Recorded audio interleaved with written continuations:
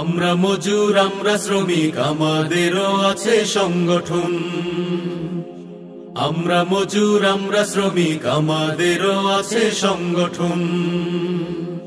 শ্রমিক কল্যাণ ফেডারেশন, শ্রমিক কল্যাণ ফেডারেশন। আমরা মজুর আমরা শ্রমিক আমাদেরও আছে সংগঠন। শ্রমিক কল্যাণ বিশ্বাস করে মানুষের তৈরি করা আইন দিয়ে, মানুষের তৈরি করা বিধান দিয়ে মানুষের সমস্যার সমাধান হবে না। মানুষের সমস্যার সমাধান হবে সেই আইনের মাধ্যমে, সেই বিধানের মাধ্যমে, যে বিধান আমাদের মুহাম্মদ রাসূলুল্লাহ সাল্লাল্লাহু আলাইহি ওয়াসাল্লাম আল্লাহ তাবারক ওয়া তাআলা অবতীর্ণ করেছিলেন। সেই বিধানের নাম হচ্ছে আল কোরআন।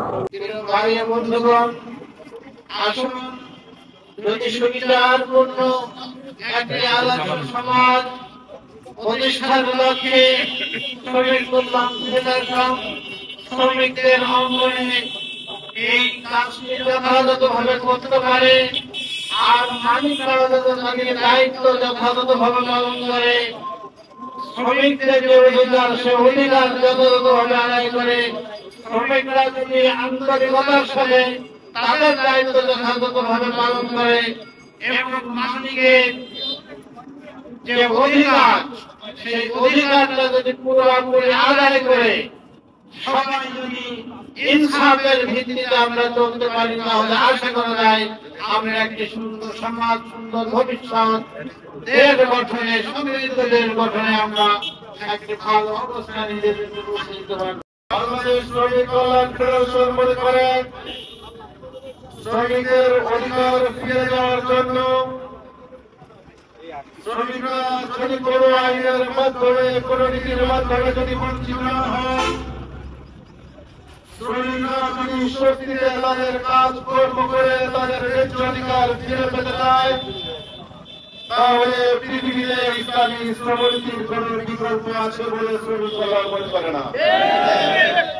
শ্রমিক কল্যাণ ফেডারেশন, শ্রমিক কল্যাণ ফেডারেশন। আমাদের দাবি আজ একটাই, শ্রমিক জুলুমের অবসান চাই। আমাদের দাবি আজ একটাই, শ্রমিক জুলুমের অবসান চাই। সময় মতো চাই ন্যায্য মজুরি, সময় মতো চাই ন্যায্য মজুরি, যাবতীয় হক বন্টন। আমরা শ্রমিক কল্যাণ ফেডারেশন, শ্রমিক কল্যাণ ফেডারেশন, শ্রমিক কল্যাণ ফেডারেশন। ইসলামী দিতে পারে হক ইনসাফ, সবার আগে তাই করো দিল সাফ। ইসলামী দিতে পারে হক ইনসাফ, সবার আগে তাই করো দিল সাফ। আমরা যত আছি কুলি মজুর, আমরা যত আছি কুলি মজুর, অধিকারে লড়ি প্রাণপণ। আমরা শ্রমিক কল্যাণ ফেডারেশন, শ্রমিক কল্যাণ ফেডারেশন।